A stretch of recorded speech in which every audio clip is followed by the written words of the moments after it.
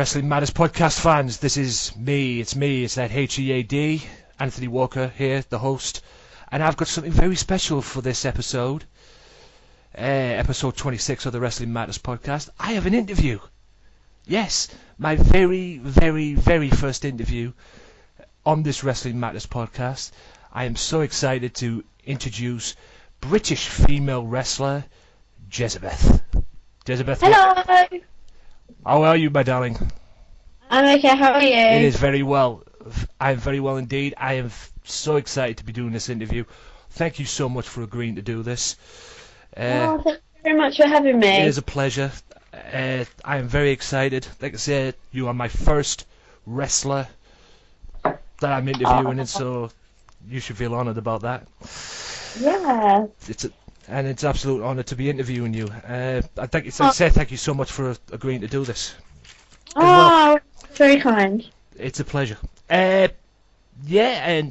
all we can do is to start off with the basics, with the basic questions that I've got for you is, how did you get into this world of professional wrestling?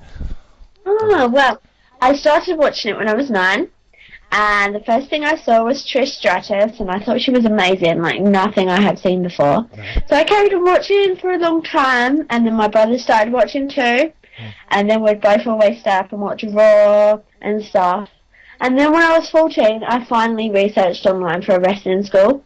I found Dropkicks Wrestling School, stayed there until 2012, and then moved to WrestleFalls Wrestling School, which is Future Falls now. And I was being trained by Tom Chamberlain and Charlie Rage, and they are amazing. Love them guys. Yeah, I've had a look at your Wikipedia. Cool. The local Wikipedia here. For any of you guys knowing it, it's prowrestling.wicca.com/Wicca/Jezabeth. I know it's a mouthful in itself. And it said that you began training at Dropkicks Wrestling Academy in June 2009 under John Ritchie. Is that pronounced correct? Yeah, I did. Yeah, and then you later. Yeah, that is. Yeah, and you later moved then to WrestleForce Academy in 2012 and trained under Charlie Rage and Tom Chamberlain, like you said. Yeah. What you said that Charlie and Tom were great and everything.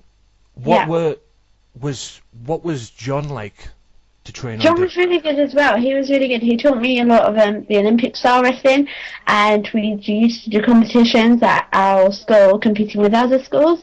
And I actually, in 2011, I won the freestyle women's champion of Dropkicks. Yes. So I still have my little award on my windowsill now. Yeah, you just basically took that out because you said that while you were at Dropkicks, you were the freestyle ladies champion. You won that on July 9th, 2011. Yes. And not only that, you were the Dropkicks Female of the Year in 2011 also. Indeed I was. And that must have been a huge honour for you. It was. I actually cried when that was announced, because I had no idea, and I got really emotional in the ring when they told me, so I was like, did they tell? I was about to say there, I mean, how did that all, how did you get to know about that? It was at a show.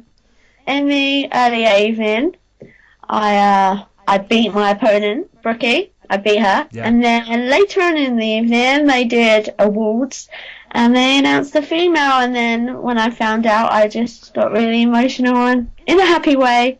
I was like, oh, this is so sweet and stuff. Yeah, so, I mean, very kind. Yeah, I mean, considering you only at that point in time anyway, your career, you're only wrestling for about a year according to this, because you made your debut in 2010 facing Susie Wilde. I did, yes. And you won your debut match, but later on the evening you had a confrontation with Colleen Masters. Yeah, I did. She's a bitch. And that was the the beginning of the trademark scream. Yeah, now I just scream at everyone. It's fun. I scream at kids, make them cry, and then I laugh. Yes, you are. I love it. I love it. That's the beauty of being a bad girl, or a heel, as it's known in wrestling. You get people. Yeah, so it gives me, like, I want people to be like, I'm in charge now. They need to know that I'm in charge when I in a room with them, and if they don't get that, then they're stupid. Yeah, they should know. Yeah, I've come across that on a few shows as well. I mean, sometimes some people take the heels very seriously, from what I've gathered on shows, and they've got to leave it off. They've got to lay it back a little bit. There's they have I mean, heels have a boundary to go, but some of the fans do take it seriously when the heels try to generate that heat, because that's what being a heel's all about. You've got to generate the heat with the fans, and if you can't get over with them in a way, and you go on. As long as the child's crying, or as long as people I'm in charge are really inferior to me, then I'm happy. If like someone's like upset from what I said, it doesn't bother me. I just say it because it's true. I mean, I called someone a skank. I called someone a scumbag. I'm not saying it just to insult them. I'm saying it because you're doing your job. You're doing your job as a heel. It's truthful as well. Because if someone smells, I'm going to tell them. If someone's got bad breath, I'm going to tell them they have halitosis or something, because it's probably true. Oh boy, yes, and yeah, that's it. But also as well, the main key thing is you're doing your job as well as a heel. That's I want people to. Yeah. Well, it doesn't matter if people like me or hate me. Usually, where I go, I need people to know that I'm in charge. Just like lions, because I base everything I do on a lion and how lions move and how they act within different situations. When they walk into a certain territory, they want people to know they're in charge. So I need people to know that I'm in charge, just like a lion would. Oh yeah, no doubt. I mean, you've got to make that impact. Make that stamp of approval, so to speak, at some point. You had managers as well, according to this. Honest Ernest Staling. Yes, I was partnered with him on my debut match, and I was with him up until about late 2011, and I did learn a lot from him. He's very good. Yeah, can managers like teachers in some way? Because I mean, well, depending if they've been in the wrestling ring themselves and everything. Well, he helped me a lot with my training as well. So he was like, he helped mold me into how I sort of move in the ring now. Like, I've taken a lot of knowledge from him when I first started training, and still use it to this day when I work. Yeah, excellent.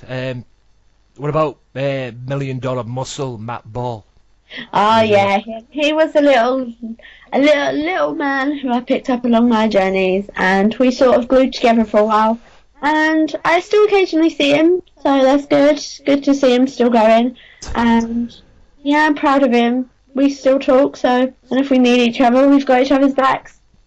Oh, that's cool to see as well. That's cool to hear as well. I mean, but which one? If you had to pick, which one was best out of them? Oh, definitely Ernest. Yeah, Matt was my little skivvy. I'd take him around and make him do whatever I wanted, and I'd do it. Ernest was a bit more. Yeah. Ernest was more the mentor side, like a learner. Yeah, kind of guy. Matt was just, like them pieces of fluff on the floor. You push it one way and it goes, and you push the other way and it goes. That was just like Matt. You push him one way, he goes. Push him the other way, he goes. But he's branched out to himself now, so I'm glad he's doing really well. Yeah. I'm glad to hear that too as well. I mean, it's always nice to hear that. You made your US wrestling debut August 25th. I did. 2013. That must have been nervous for you, because I mean, you started your career you started wrestling in 2009. Training in 2009. Started training in 2009. You made your debut in 2010. Yeah. And then 2010, say about three to 2 years later, in the summer of 2013, you make your US debut. I mean, that had to be. I know. That had to be. I mean, I was nervous. Yeah, I was gonna say, did you think at that point? Did you ever think like, oh, maybe this is going a little bit too fast for me? I might want to learn a little bit more of the business before I step that side up. Well, we was going on a holiday over in LA, and with my family, and I made contacts beforehand because I wanted to see different side of wrestling and seeing if there was stuff over there which I could explore. And then I made a contact, and it was Lucha Pro, and there's such an awesome company over in LA. It was very good to work with, and I cannot wait to go back one day if I can. And I had the time of my life. I was so nervous leading up to it. I flew out to LA on the 24th and had the show on the 25th. So throughout the whole flight, I was just like, whoa. I bet you, the nerves were kicking in. I could guess, the nerves would probably would have kicked in as well. I mean, it was your first match in America. And yeah. What's the American wrestling side of it? How does that compare to the British? Well, they were very loud. I thought they were very loud and stuff, and yeah, just like I love it when crowds are loud. Anyway, crowds are loud in England, definitely. Oh yeah. They're loud everywhere, but there was a bit of a difference. But I enjoyed the difference. I enjoy it when I go to new places and learn new things. I learned a hell of a lot over there. I learned a hell of a lot wherever I go. So yeah, I mean, you were a good area from what it seems. I mean, you wrestled for Lucha Pro, located in Los Angeles, California. Yeah, it was amazing in Los Angeles. And from what I've gathered, I mean, I don't know it really well, but from what I've gathered, wrestling is a pretty big deal in Los Angeles. Yeah, got quite a lot of wrestling promotions over there. Yeah, like indie wrestling. I mean, Ring of Honor do some stuff over there as well, and there's there's a wrestling promotion over there called PWG, Pro Wrestling Guerrilla, and they're they're pretty big over there. Yeah, they're pretty big over there as well. Mm-hmm. Pretty big deal anyway. Also, I want to bring up as well. I mean, I probably got this down on my notes and everything. But I just got to. You competed in a 30-woman Royal Rumble. I indeed did. I did. I didn't think that would be possible. I mean, we all used to see in the WWE Royal Rumbles and everything. They're just like 30 men or 40 men. I didn't think that would have been possible. Bellatrix made history that night by doing I bet they did. I bet they did. I mean, I think that's the very first promotion that's even, witnessed or even came up with the idea, let's do a female Royal Rumble. I mean, maybe WWE should do that. That would be so good if they did. I know. I mean, they've done it for the men many times, but maybe give the divas. I mean, all right, they've had divas and they've had female wrestlers in the Royal Rumbles in the past and everything, but maybe give them their own spot and everything. Yeah, that would be so cool. I'd love to watch that. I know. I to be honest with you, I would too. To be fair, what was that like to be in the? Whoa, that was so nerve-wracking. I was so excited as well. So like, whoa, this is so big, like such a big event, and it was so nice to be asked to perform at that event. But because Destiny threw me out of that Royal Rumble, I'm definitely going to get her back. Definitely. It said you were eliminated by Destiny, and she was a top star in the promotion. Yeah, I just picked fights with everyone, and then I picked a fight with Destiny, and she throws me out. So definitely get revenge on her. Yeah, well, there you go, ladies and gentlemen. Jezabeth and Destiny, one for the future, ladies and gentlemen. Yeah, I called her out. If she's ever listened to this, I call you out, Destiny. Yeah, I'll make sure she listens to it. Yeah, exactly. Sure she does. Yeah, like I say, any promoters out there want to book that match, feel free. You faced, going back to your wrestling debut in the US, August 25th, you faced, is it Mariah Moreno? It's just, it's from what I've gathered, because I watched the match. I actually watched the match on your YouTube, on YouTube as well. The match is actually on YouTube, and they spelt it with one R, and according to the Wikipedia, it's spelt with two R's. Yeah, 2 R's. Which is very well. I don't know what it is, but I saw the match. What was it like to work with her? It was really good. It was really good. I wasn't expecting her to be as good as she was. I was expecting to be an easy match, so I could just pin her and walk away.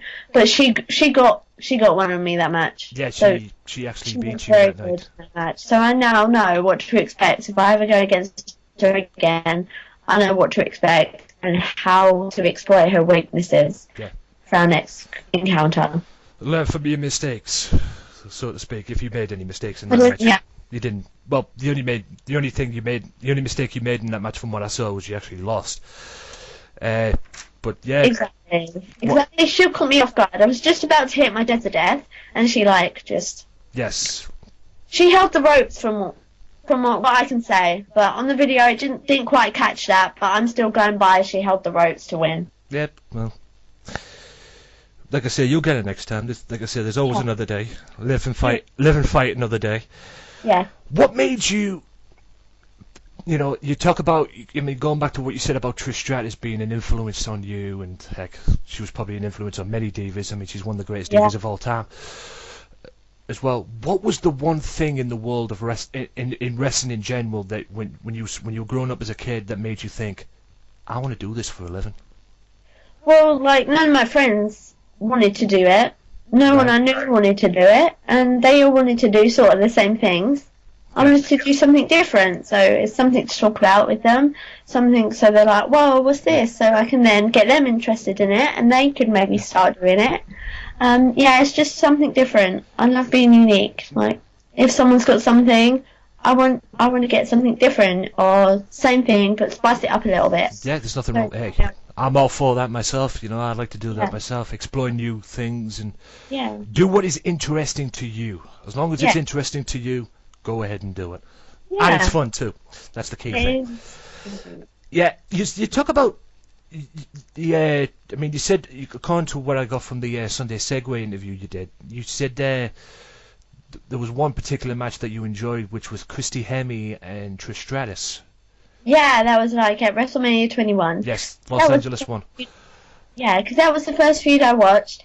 I was really intrigued and excited, being how young I was as well. I wanted to see how it all was like played out, and it was fun. I really enjoyed that match. Yeah. How old were you at the time, if you don't mind me asking? WrestleMania 21 was in 2005, wasn't it? Yes. So that was 9 years ago. So I was 10. Oh my God. I feel old. I was, I don't know how old I was, but I can't remember how old I was. But I'm 30 now. That's not old. That's young. That's still young. Yeah. Wow. I mean, I've been watching wrestling ever. My very first. This is how my knowledge of wrestling is. My thing of being a wrestling fan myself is my very first ever wrestling pay-per-view that I watched was SummerSlam 1991. Whoa, that's so cool. Yeah, 1991 SummerSlam headline, for those of you that don't know, which I'm sure you all do, was headlined by the wedding, Macho Man Randy Savage and Elizabeth and Hogan and Triangle Attack. And if you watch the Warrior DVD, you'll know that was Warrior's last match until WrestleMania 8, of course. Until WrestleMania 8 of 1992, where he eventually came back. I like your wrestling brain. Yeah, yes. I've been watching wrestling since the early 90s, and like you say, Trish Stratus was an influence on you getting into the business. Hulk Hogan was an influence on me. Oh, that's so good. He was very good. He is still very good. Yes, he's still around to this very, very day. What did you... When you first got into the business and you first started training and everything, what was your dream to get out of it? What was the main dream that you wanted? Just to perform in front of people and for them to watch me and enjoy what I'm doing, because I enjoy what I do, so I want them to enjoy what I do. Nowadays, it's just to beat the holy crap out of someone. And make myself enjoy doing it. I couldn't care less what everyone watching thinks. Obviously, I want them to have a good time, but I want them to watch me have a good time, and then hopefully they will have a good time watching me beat up someone. Yeah. Yeah. What did you learn from the two respective academies? I learned everything. I learned psychology, I learned character, I learned wrestling moves, I learned the bits in between.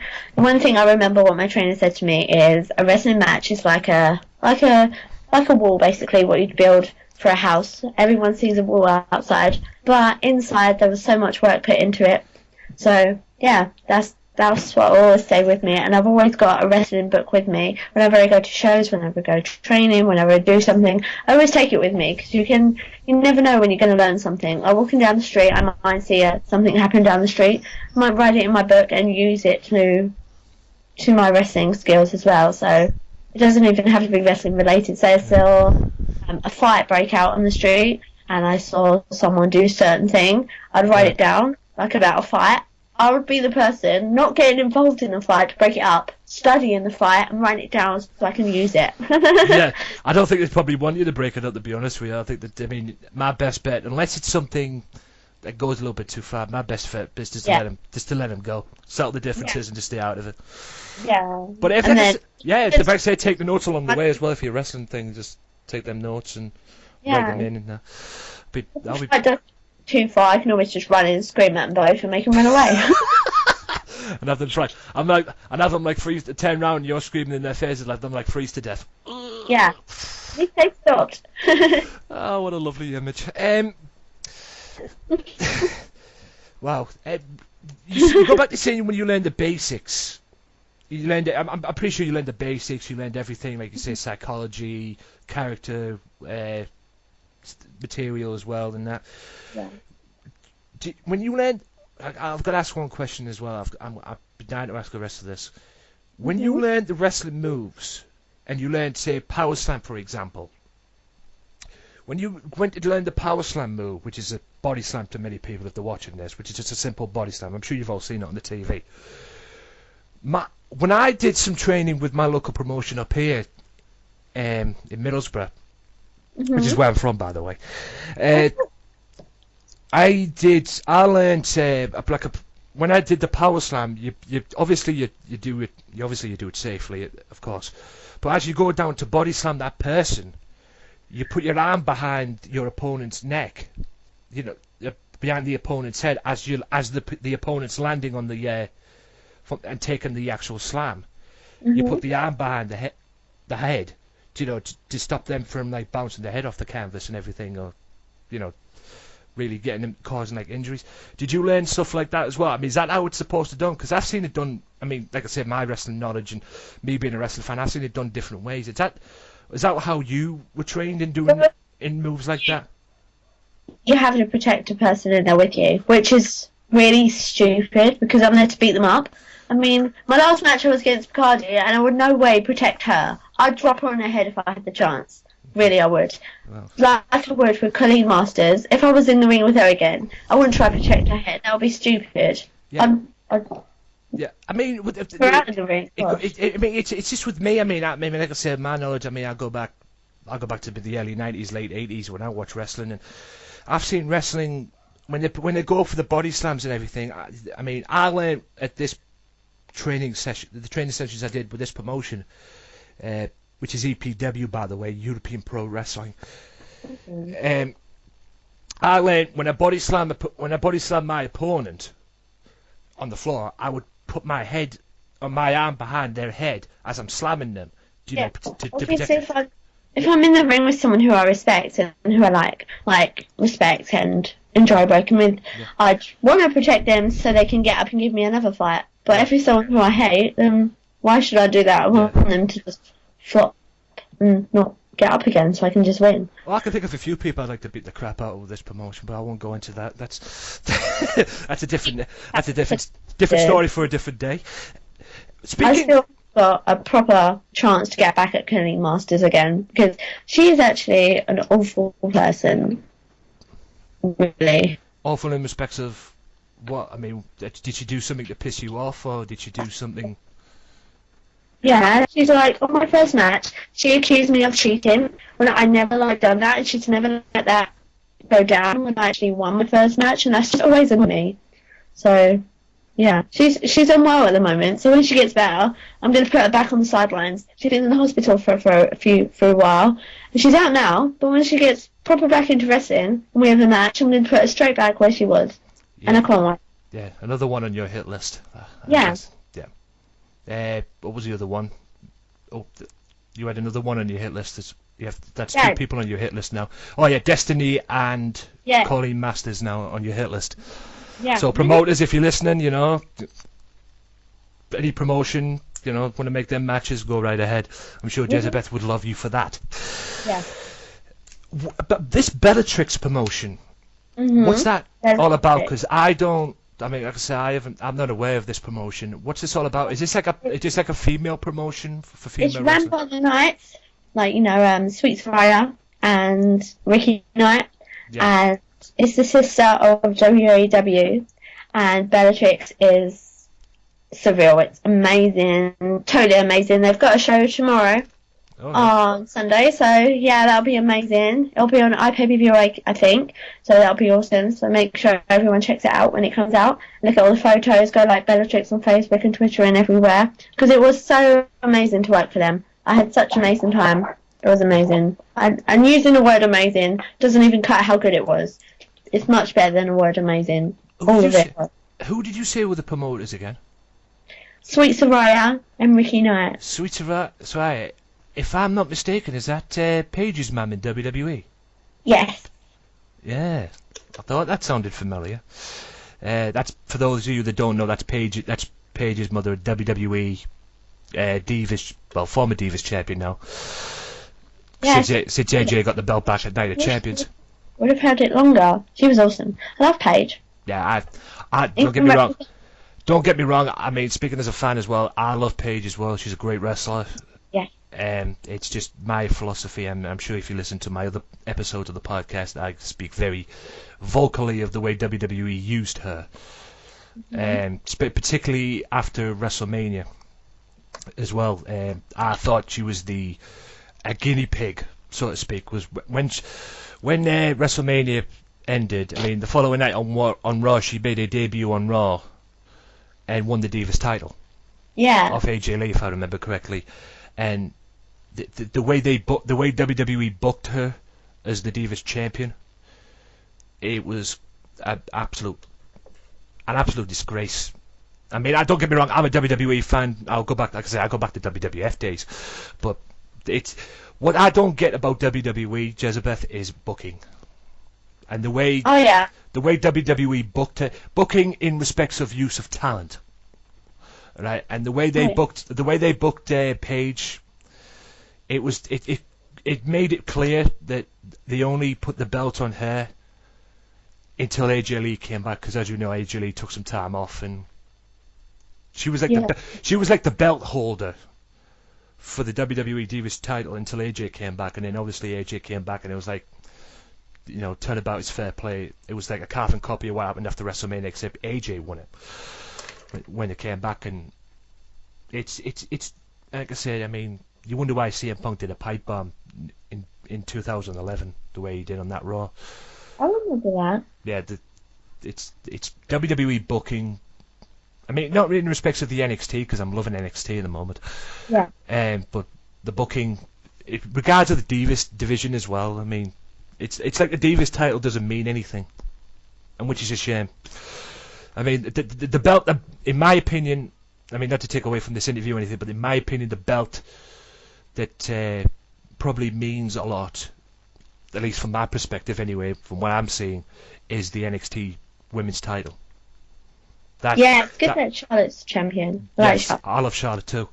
I love a lot of divas on that NXT roster, to be honest, and a lot of them have the future of the Divas division. Charlotte in particular, as well. And I just, like I say, you know, when WrestleMania, the Divas title was defended at WrestleMania 30, you know, when that happens, you know, no one, because that was the first time since the Divas title came into Promise, that hadn't been defended rather on a WrestleMania until WrestleMania 30, and that was the first time it was defended. And cool. That's not cool at all. And no one doesn't give.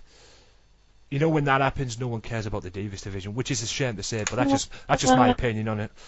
And I think people should care about the Divas division more often. They should, yes. Women's wrestling is amazing. I love it. Yeah, I mean, if you're not going to use women's wrestling, you know, at the end of the day, if there was no women's wrestling, there'd be just managers and valets and other use like that. But that's just my opinion on it.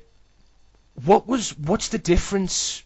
I mean, do you think British female wrestlers could get over in America? Yeah. Do you think they're capable of getting over?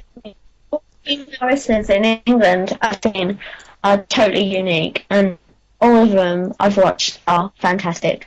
I want to wrestle every female wrestler I can. Every female wrestler in England, Scotland, Wales, Ireland, America, France, Germany, Belgium, everywhere. I want to wrestle them all because everyone I've watched of them are so good, and I think I could learn so much from each and every one of them I've seen. Have you been to, besides the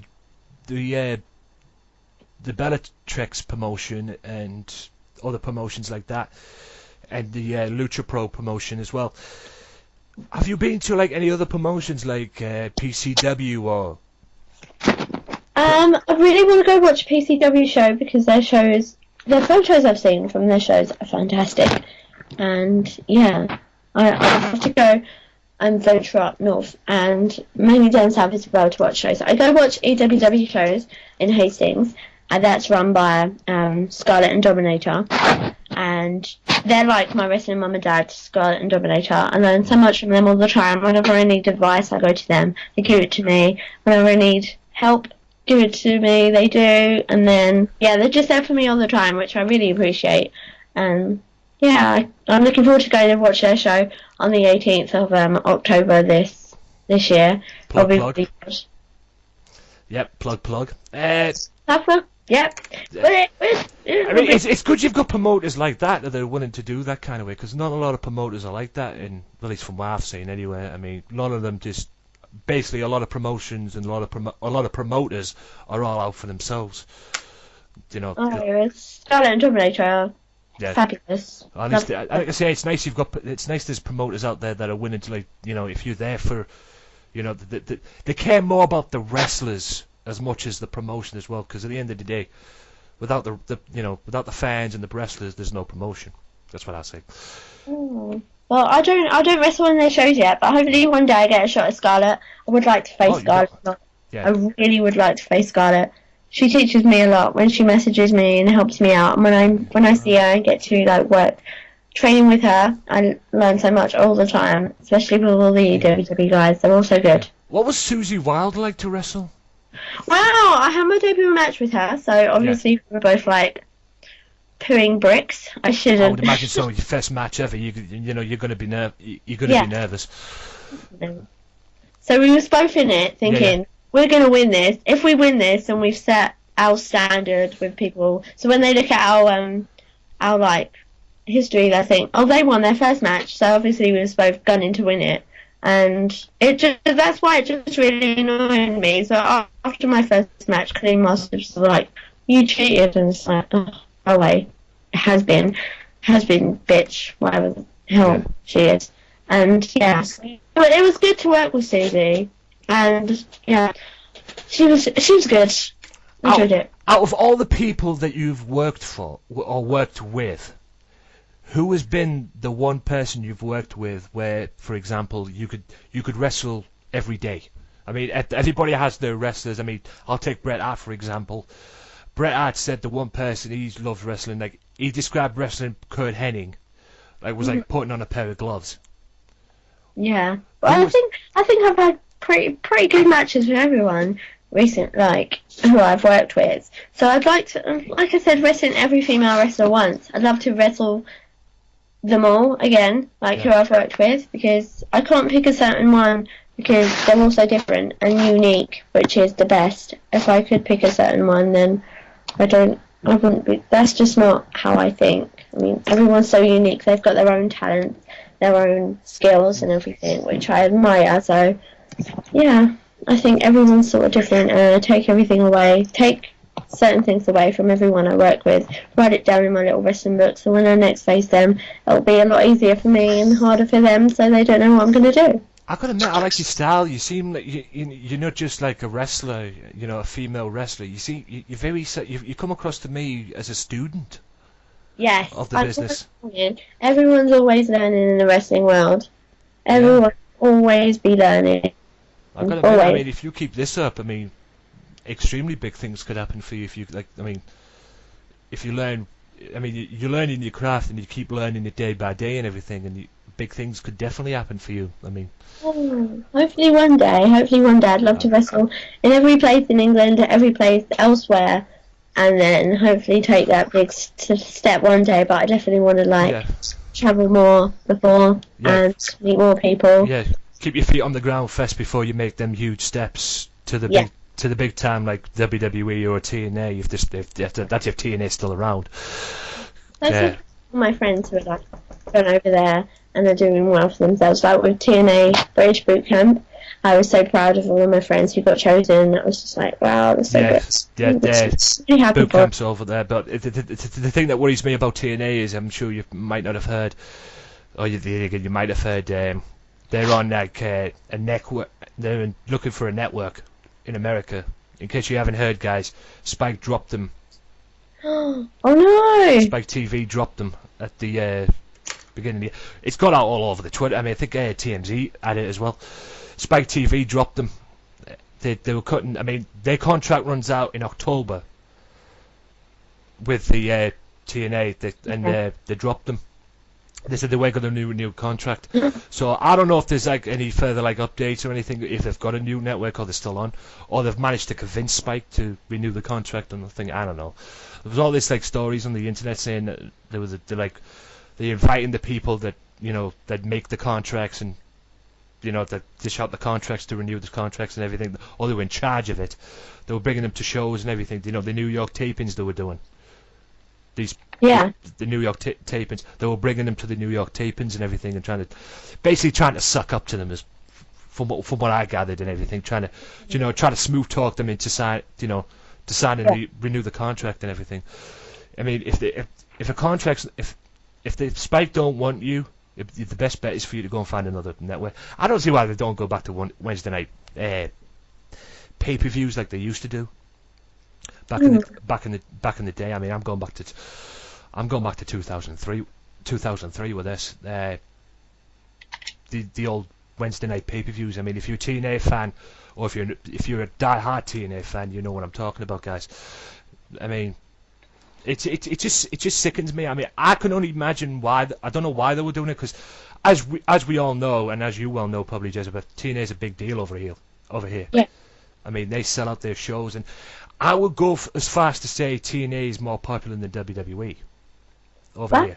That's just from what I've got. I mean, there's more of a buzz with TNA than there is WWE over here. I mean, I might be wrong on that. That's just my opinion. Yeah. I might be wrong on that, but that's what I've gathered. I mean, English wrestling fans are more interested in TNA than they are WWE. Yeah. I mean, that's from what I've gathered anyway. But yeah. I don't want to see TNA go out. I mean, I'm sure you don't either. No, I don't want any wrestling go out. I wish more wrestling would come in. Yeah, more wrestling there is, the better, to be honest with you. Especially professional wrestling. I mean, I'm old school, so I'm down with I mean, like I said, that's why I created this podcast, Wrestling Matters, because wrestling matters to me. It does. It's amazing. Yeah. Is there any, like, I mean, you say Preston Championship Wrestling, that's PCW to people, as well. You want to, I know these other ones as well. Is there, besides all the other ones that you've mentioned, the other promotions as well, is there like any other like British wrestling promotions out there that that you've seen and you think, I want to be on that show? I want to be there. First females in Scotland, definitely. I want to wrestle in the promotions up north with the women like Nixon and Lana Austin and Violet Van Dasher and Ruby Summers and every night, and all of them girls, because I really want to get to grip with them, because they'll be great because they're really talented. Like I said, all the women who I've seen in England and elsewhere in Europe are so talented. So I want to travel as many places as I can, learn as much as I can, and just wrestle to every minute of every day. That's what I want to be doing, wrestling. Even when I'm asleep, I will be, instead of sleepwalking, I'll be sleep wrestling. Hey, I wish I could sleep wrestle. I tell you, that'd be a hell of a talent. Yes, it would. It would be a hell of a talent. That. Are you familiar with a promotion in Scotland? You talk about the female wrestling in Scotland. Are you familiar with a promotion called ICW? Yeah, I've seen their shows and seen YouTube clips. Love it. Yes, so absolutely mental. I mean, I did episode 25. I talked about them on my podcast, and absolutely crazy stuff. And I'd like to be a part of that. I mean, I'm sure all the females and everything. I mean, it just sounds like a good night, a good time over there. In my opinion, and this is, I mean, despite the fact PG era you've got in WWE and, you know, the wrestling promotions all over England. That's how wrestling should be, in my opinion. Yeah, just a good old-fashioned good time. You know, it's an 18+ show as well, by the way. It's not like, you know, it doesn't cater to kids. You know? Yeah. Unlike these other promotions. I mean, I can understand why other promotions do it as well. I'm sure you agree as well. There's marketing and selling merchandise and toys and that. But if you haven't seen them, guys, ICW, Insane Championship Wrestling. Little quick plug. Go and find them on YouTube. I mean, these guys are nuts. Especially one particular person as well, Grado. Oh, Grado, he's awesome. I mean, I sent him an email. I think he's been doing the TNA British Boot Camp, if I'm not mistaken. I don't know if that's true or not, but I've heard. Only in ICW, I mean, like I say, I go back to the early 90s with my wrestling knowledge and everything, and that, I mean, only in ICW can a Madonna song get over. If you'd have told me all them years ago that a Madonna song would get over in wrestling, I mean, oh my God, I'd have called you an idiot, I'd have called you every name in the book, but credit to ICW for doing it. Yeah. Like a prayer, Grado. I mean, I saw that guy for the first time on Wrestle Talk TV. I didn't know who he was, and then I came across ICW, and I mean, would you agree? I mean, I would think ICW is Britain's answer to ECW. Yeah, ICW is fantastic. Definitely amazing. I mean, I wish they'd come on. I mean, if I see anybody listening to this interview right now on ICW, please come to Middlesbrough, or come to England, basically. But please come to Middlesbrough. I'd definitely come down. What does the future hold for you as far as the British? I mean, what do you see yourself doing? I mean, we're in 2014 now. Yeah. What do you see yourself doing in about, say, 5, maybe 10 years' time? Oh, hopefully still learning. Well, obviously still learning. You never stop learning in wrestling. Oh, yeah, true. Traveling as many places as I can go to. So, just traveling and wrestling. Traveling and wrestling. I love traveling. Traveling on my own is really nice. Traveling with people is really nice too, but I preferred, like, when I travel to new places to explore a bit as well. So, I like exploring when I'm in new places. It's nice.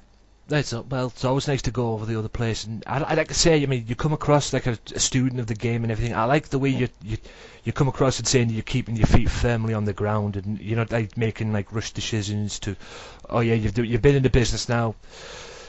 You started training in 2009. You made your debut. I dare to say you've been in the business now 4 years. Yeah.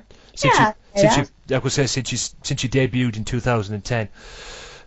And many people tend to rush it, and I mean, obviously, if you get the opportunity to go and train with the big boys like TNA, and or maybe do a trial for TNA and WWE, you would grab grab that chance at the first chance you get. That would be amazing, but I'd love to perfect, like. Yeah, but it's about perfecting the craft. Yeah. First, before that, I mean, that's what I like about it, because many people just rush into it, and then. Many wrestlers in the past, they've just rushed into it and everything.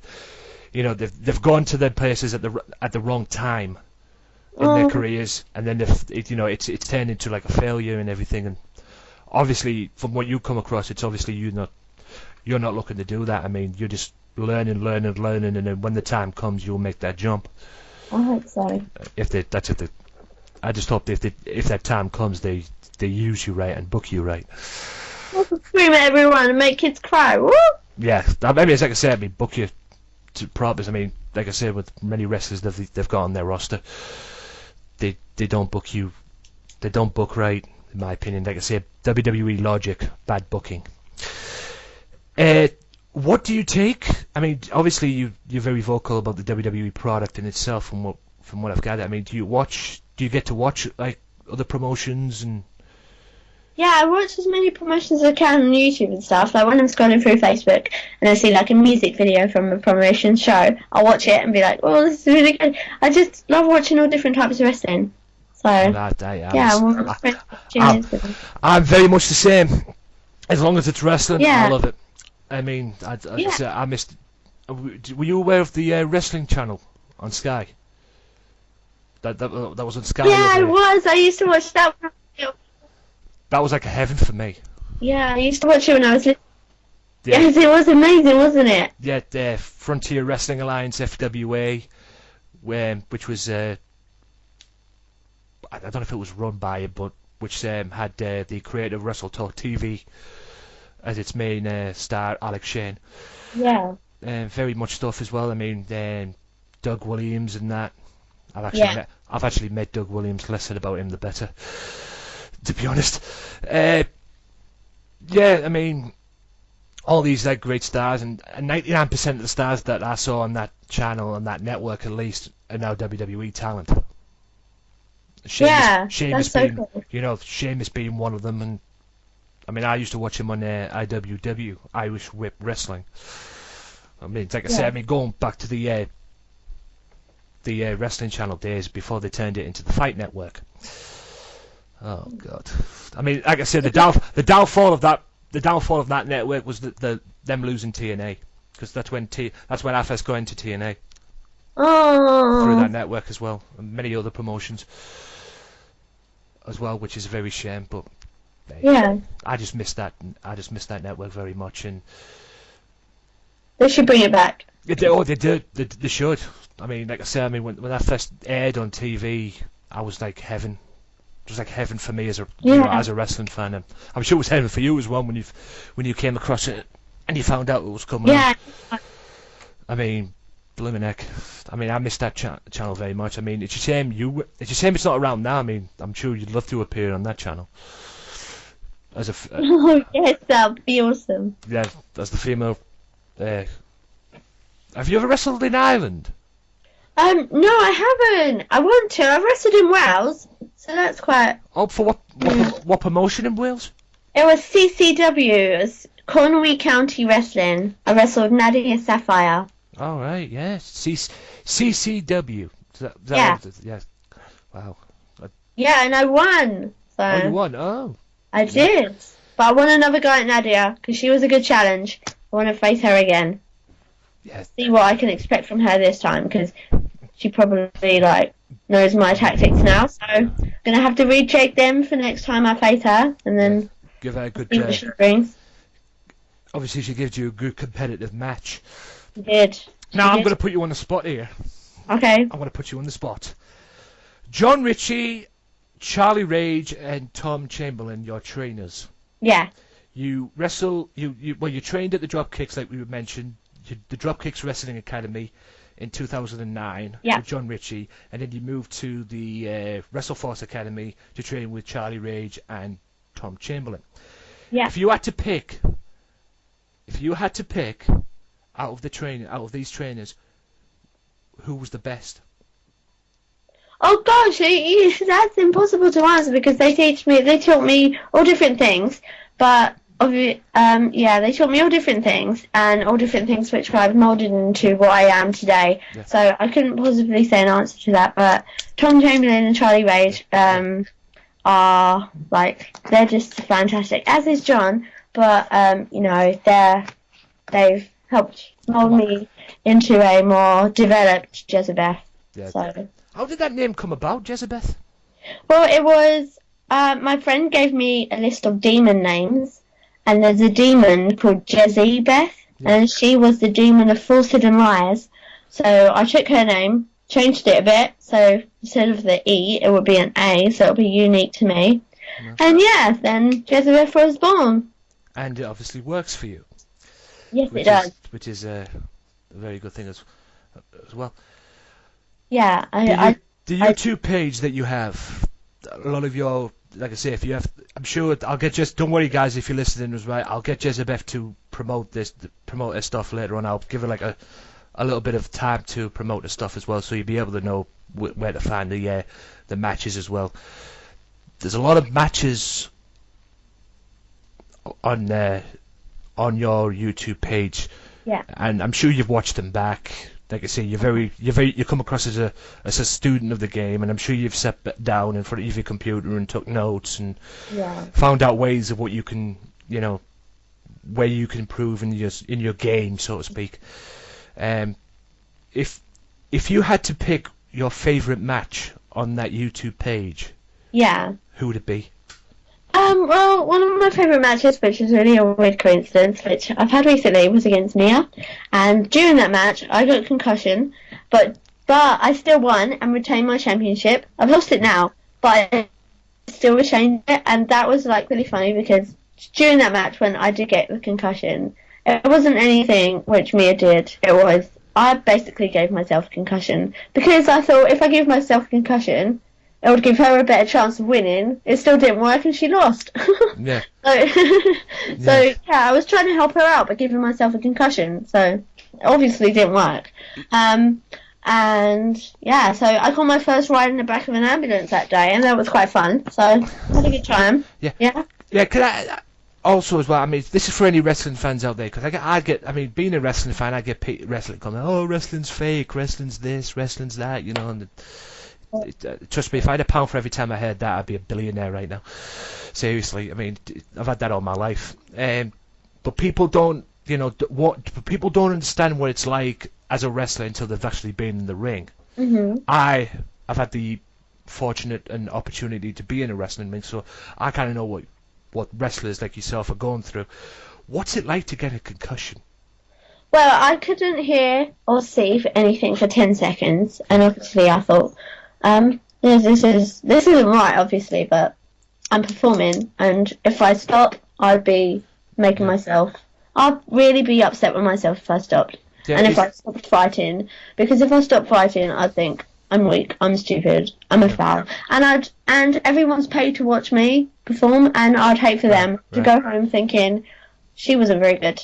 So I wanted to continue it, and I still won, and yeah, and I got a chance to call people names still after the match, and then later on in the evening I woke up and I was being attended to by paramedics. I was like, oh hey, how you doing? Yeah. Where'd you come from? Obviously, I mean, were you aware of your surroundings? I wasn't when I got backstage. I mean, I got backstage and sat down and then told people, I was like, whoa, and then I blacked out, they said, and then the next thing I know, I woke up and I was surrounded by paramedics. Yeah. I can't remember their names, but I remember they was quite nice, so that's good. Yeah, and you obviously did the job. Yeah. As well. Is that the only injury you've had in your career? I training a few times, I've tweaked a few things, but that's normal. That's like what you'd expect. Yeah. So. I mean, it tweaked a few. Yeah. Nothing serious. As long as it's nothing serious and that. No. At the end of the day, that's part and parcel. I mean, when I did the training with the wrestling, I've never had injuries like that. Or anything. But I've always I've seen people get injured and everything, and it kind of brings it into perspective and everything, because this is what people don't understand, is you're putting your bodies on the line, night in. Well, can you say night in, night out? I mean, it's not WWE you're wrestling at, for Pete's sake. I mean, they wrestle 365 days a year, but every time you're wrestling for a promotion, or you're wrestling on a show, you're putting your bodies on the line, and that's what people don't understand unless they've been in the actual ring themselves, and they think some of the stuff is fake and some of the stuff is, all. At the end of the day, we all know what the whole thing is. Everybody has their opinions about it, but they don't understand what it's truly like to get hurt unless they've been in the ring, and especially if they get a concussion. I mean, if you don't learn the basics, I'm sure you will agree with me on this. If you don't learn the basics and learn what you're doing in the ring, your career will be over before it even begins. Yeah. I mean, and people who say it's a mistake, the best thing to do to them is just put on hold and proper yank it in and break their bleeding arm or something. Oh yeah, I'm not gonna lie. Right now, I've wanted to slap a few people when they say that. When they say that to me, I mean, at the end of the day, I take being a wrestler very, very, very seriously, and take all the stuff that I've done. I mean, that's why I do the podcast, because I'm a big wrestling fan, and wrestling matters to me. And if people do say it's fake, then they're not even worth talking to as well. No. I mean, I totally agree with you, and I mean, I'm sure. I mean, have you had people come up to you and say that? Yes. kind of a stupid question to ask, but I might as well have asked it anyway. I mean. Yeah, it's a good question to ask, because then it's just putting out there people aren't that stupid and aren't that ignorant to ask sort of that. how do you deal with that stuff? I mean, obviously, me being as a fan, you'd probably have to take it with a pinch of salt, but I mean, I've seen a lot of wrestlers, I mean, not someone of your level or anything, but I've seen a lot of wrestlers in the past, get angry over it and, really... I like, when they say it, I'm like, okay. I just say, okay, and then in my head, I can imagine me with a hammer, with thorns on the end, punching them in the face with it, and them just like, going away. Gives that wonderful vision of what you would like to do to them, but no, you can't. Yeah, I know, and then I'm like, okay, and then if they carry on, then I start getting into a proper thing. Yeah, you just lose the temper. You just lose that proverbial. You try and control the temper a bit, but you can't help but lose it a little bit. And it always gives you that lovely image. And say, if you ever become a wrestler yourself, and I see you down the line.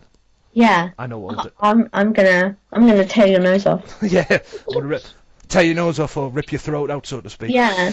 Which will be epic. It would. Yeah, no, payback's a bitch and all that. Yeah. So besides all the TNA stuff and everything, obviously you want to make that big step. But obviously, like you say, you're a student of the game. You're keeping your feet firmly on the ground and that, and you want to learn. I mean, obviously wrestling, like you correctly say, is a learning business in itself. Whether no matter what it is you're doing, whether you're booking, promoting, or announcing, or being a wrestler like yourself, what do you see for the future? Like you say, I mean, you obviously want to learn. You want to wrestle everyone you can get your hands on. You want to work with everyone you can get your hands on. What will the future benefit the Jezabeth character in itself? I mean, as far as, and also I could say as well, what titles do you want? What is it? Is it like a proverbial sort of titles that you're aiming for? Yeah. Well, just like Lions, they want people to know their dominance. They want people to know that they're territorial where they go. So everywhere I go, I want people to know that I'm here. I'm gonna F shit up basically, and I'm gonna do it good. So and you're the you're the future of the women's wrestling, so to speak. Being so young, I mean, I can't believe you're that young. 19 years old. Yeah. You've been now in the business for 4 years. 4 years at the most and everything, and I've still got so much to learn. So much. I can imagine. I can say the future's bright for you. I mean, I never ever stop learning, no matter what it is. Never. I mean, blooming heck. I mean, it like I say, it makes me feel old. Oh no, 30's not old. No. 30's still young. Yeah, that's what they all say. And as far as the interview goes at the moment, anyway, that's about it. Okay. That's about it for the interview, guys. So. Oh well, thank you all so much for listening. If you're still listening, then that's awesome. And I hope like my East End of London voice is good for you guys. Don't worry about it. I mean, people think I'm in New York. The people think I'm from America. Oh yeah. I did notice a few American twangs in there. Quite cool. Oh my god! I don't know if it's the fact that like I say, I'm a wrestling fan going back to the day. I mean, we all have our imagines and everything, and what we wanted to be when we grew up, and we performing in front of them. American twang in there because it's good. American accent is very good. Wow, I think that's a compliment. But in any event, guys, that's about it for this interview and everything. And hopefully we can talk again. And hopefully I'll get you back on the show in the future again. I hope I didn't talk too much. No. I mean, like I say, I'm not complaining. I mean, if I came across talking too much and everything, no, of course not. No, it was a very good interview. Oh, yeah, I'm really proud of myself. Yeah, I'm proud of myself too. Like I said, it's my very first wrestling interview, so Really thank God it came across well. And to you guys listening on the Wrestling Matters podcast, episode 26, 29th of September it goes out. Thank you so much for listening for this interview. I'm Anthony Walker, the lovely Jezabeth. Yay! And until next time, guys, peace out. Bye! The following is where you can interact with Jezabeth on Twitter and her respective websites. Yeah, okay. I'm on Twitter at Jezabeth001. I'm on Facebook. If you just type in Jezabeth, there's a ad page and a like page. So, yeah, go on that. I have a Tumblr. I think it's Jezabeth001. I have a website, which is jezabeth001.weebly.com. I have a LinkedIn page. I haven't been on that for God knows how long. I have... What else do I have? I have... and you can just type me in on Google, and I should pop up somewhere. So, yeah, be nice to chat with anyone who wants to chat with me. I'm always talking to people on Twitter, so come chat with me.